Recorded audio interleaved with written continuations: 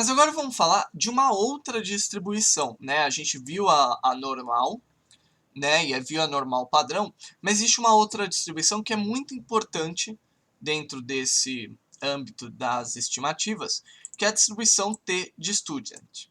Em probabilidade estatística, a distribuição T de student, que também é chamada de distribuição T, é um membro da família de distribuições contínuas, né? Então não é uma distribuição discreta, que é utilizada basicamente para estimar a média de uma população normalmente distribuída. E nos casos específicos em que o tamanho da minha amostra é pequeno e o desvio padrão da população é desconhecido. Então até aqui a gente estava trabalhando com estimativas em que a gente tinha, primeiro, um número N de amostras que a gente conseguia controlar, mas o número N de 1000 ou 10.000 são valores considerados altos. E a gente conhecia, né, o desvio padrão, a gente conhecia as características da minha população. Então, fazer as minhas estimativas era fácil, eu tenho muita confiança. Então, o papel da distribuição T vai ser justamente quando eu não tenho tanta confiança, quando eu não tenho tanta informação com relação aos meus valores, exceto o fato deles serem normalmente distribuídos. Então, essa distribuição T vai ser utilizada para múltiplas aplicações, como avaliar a significância da diferença de médias amostrais, construir intervalos de confiança, análise de regressão e assim vai. E ele surge nas análises bayesianas, que a gente vai falar nos próximos capítulos do curso. Então, qual que é a ideia? Se a gente tomar N observações de uma distribuição normal, então a gente vai dizer que na distribuição T, a gente tem um número de graus de liberdade V de N-1, que é como se fosse a localização da média da amostra com relação à média verdadeira, dividida pelo desvio padrão da amostra, ao multiplicar os termos pela padronização raiz de N. Então, essa distribuição de T vai ser utilizado para justamente fazer esse cálculo da média verdadeira. Então, ela é uma distribuição muito similar à distribuição normal, né? Inclusive, você pode vir aqui e pesquisar distribuição T de student. E aí você vai ver que essa é a distribuição, então você vê que ela parece muito uma distribuição normal. E aqui tem o número de graus de liberdade. Então, quando eu tenho n pontos baixo, aqui no caso teria n pontos 4, veja como ela se achata mais. Né? Ou seja, a probabilidade dos extremos aumenta, né, essencialmente. E se meu número de graus de liberdade é infinito, então ela vira uma curva normal, porque se eu tenho infinitos pontos, eu consigo saber exatamente como que é a minha distribuição. Então eu não preciso aproximar isso por uma distribuição de T de student. Então a ideia dela, de justamente se achatar quando eu tenho um número pequeno de pontos, é de aumentar a probabilidade de valores extremos. Então, como resultado disso, o que eu vou ter é que os meus intervalos de confiança vão ser mais alargados. Então, se a gente olhar para as características da minha distribuição, a gente pode derivar as mesmas características que a gente já viu. Então, a gente sabe que ela tem um parâmetro, que é o número de V graus de liberdade, ela tem um PDF, ela tem um CDF, ela tem os valores de expectativa, média, mediana e moda, que é tudo ao redor de zero, a variância, que vai estar relacionada ao grau de liberdade e tudo mais. E aí, no SciPy Stats, a gente tem os mesmos valores, a mesma distribuição de T, a gente consegue tirar aqui. Por exemplo, eu tirar stats.t.rvs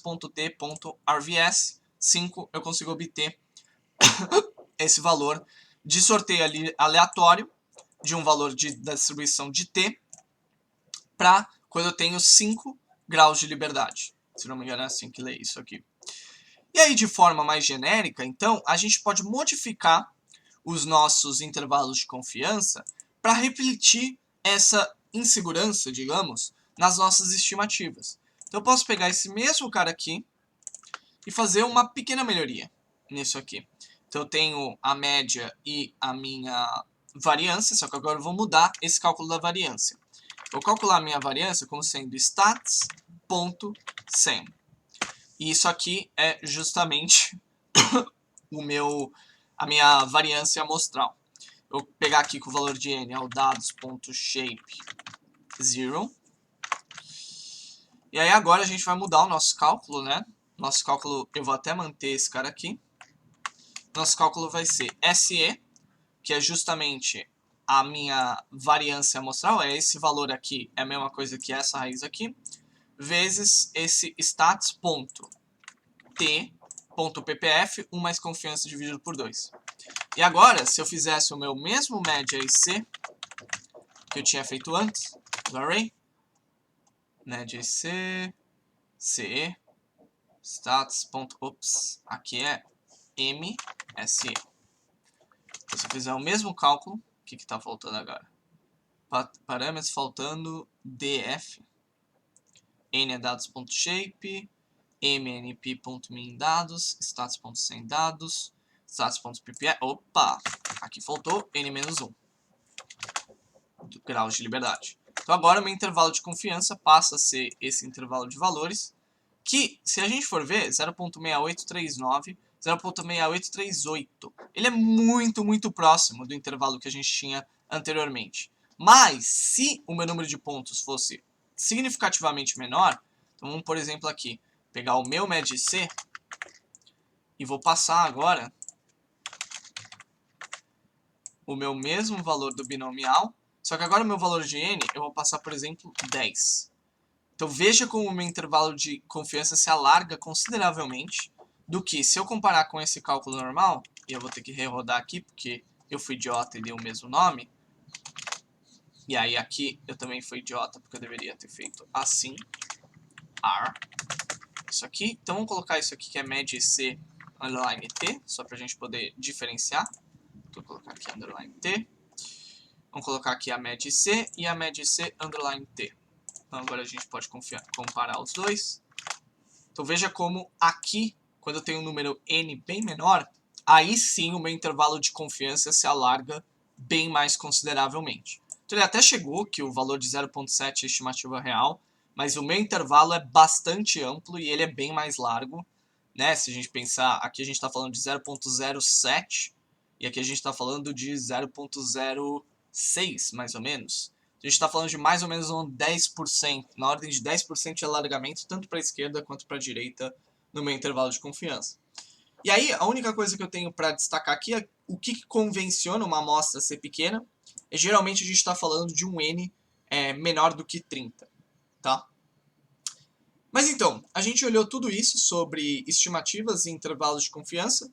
E a pergunta que talvez você esteja se fazendo é por que eu deveria me importar com tudo isso? Né? Porque até agora eu não vi nenhuma ligação direta com as aplicações práticas que a gente pode ter. Né? Tipo, nesse exato momento eu estou pegando uma amostra completamente abstrata para fazer todos esses cálculos. Bom, o porquê a gente deveria se importar com tudo isso é justamente porque, na maioria das vezes, os dados que a gente compila, eles são dados amostrais. E no caso, o problema que tem direcionado os exercícios desse curso, que é justamente o IDEB é um exercício amostral. Então, a gente nunca olhou para isso, mas eu acho que cabe a gente fazer agora. Se eu pegar aqui o ano de 2019, eu vou pegar aqui agrupar por TP dependência, eu vou olhar para as minhas várias dependências, TP dependência administrativa, e eu vou olhar uma flag, que é o InTurmaI, que é uma flag dizendo se a escola tem ou não tem uma turma de anos iniciais. Eu vou pegar o ID da escola e o IDEB e eu vou fazer uma contagem desses valores. E o que a gente vai observar? Para as escolas que não têm turma I, eu não deveria ter nenhum IDEB, óbvio. Né? Então isso aqui está dentro dos meus esperados, 0, 0, 0. Entretanto, para as demais escolas, eu tenho aqui, por exemplo, 10 mil escolas estaduais que têm uma turma de anos iniciais. Mas dessas 10 mil, eu coletei dados, ou eu compilei dados de IDEB para 7 mil delas. Eu não compilei para todas elas. Para a escola federal, de 27, eu compilei para 23. Para a escola municipal, de 53 mil, eu compilei para 35 mil. E para as escolas particulares, eu não coletei nada. Então, o meu próprio valor de IDEB aí, ele na verdade é quando eu tiro a média do IDEB e falo esse é o IDEB do Brasil, na verdade eu estou falando que essa é aproximadamente qual seria a nota de IDEB do Brasil. Claro, se eu fosse pegar isso aqui e, por exemplo, tirar a média IC do valor da minha dependência administrativa, então eu vou pegar aqui o ano de 2019 e eu vou selecionar, por exemplo, a minha TP dependência é igual a municipal, eu vou selecionar o IDEB aí, e eu vou dropar nulos, e eu vou pegar os valores disso aqui, como um array, e agora eu for calcular esse cara aqui, ele deu um monte de erro, qual que foi? Opa, municipal.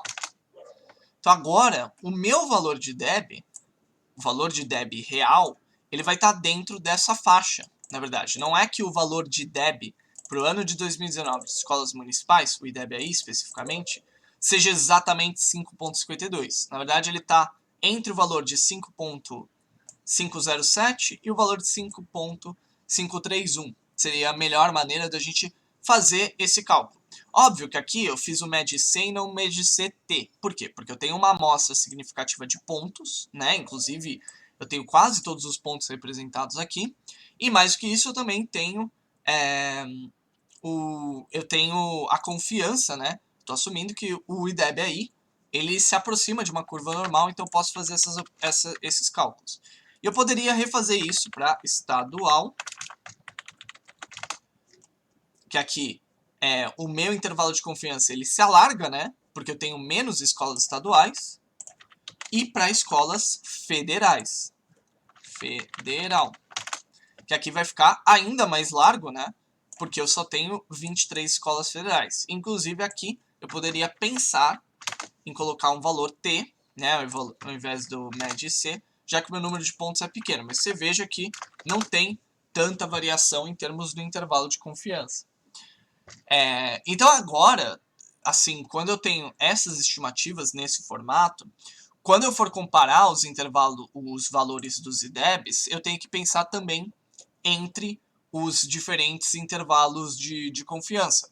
Para ver, por exemplo, se não tem o que nas eleições a gente chama de empate técnico, que é quando o intervalo de valores da estimativa do percentual de um candidato, ele tem um overlap, ele tem uma sobreposição com a estimativa de outro candidato. Então, por exemplo, se eu falasse que o Lula tem 40% das intenções de votos, mais ou menos 2, e o Bolsonaro teria, sei lá, 37 mais ou menos 2, isso seria um empate técnico, porque o maior valor do candidato Bolsonaro, que é 39, e o menor valor do candidato Lula, que é 38, ele é menor do que o maior valor. Então, em tese, eles estão empatados nesse caso. E é isso, justamente olhar para esses intervalos de confiança. Mas agora a pergunta que a gente pode ter é: e se o parâmetro que nós queremos estimar da distribuição não for igual ao valor esperado, que é a média que a gente calculou até o momento?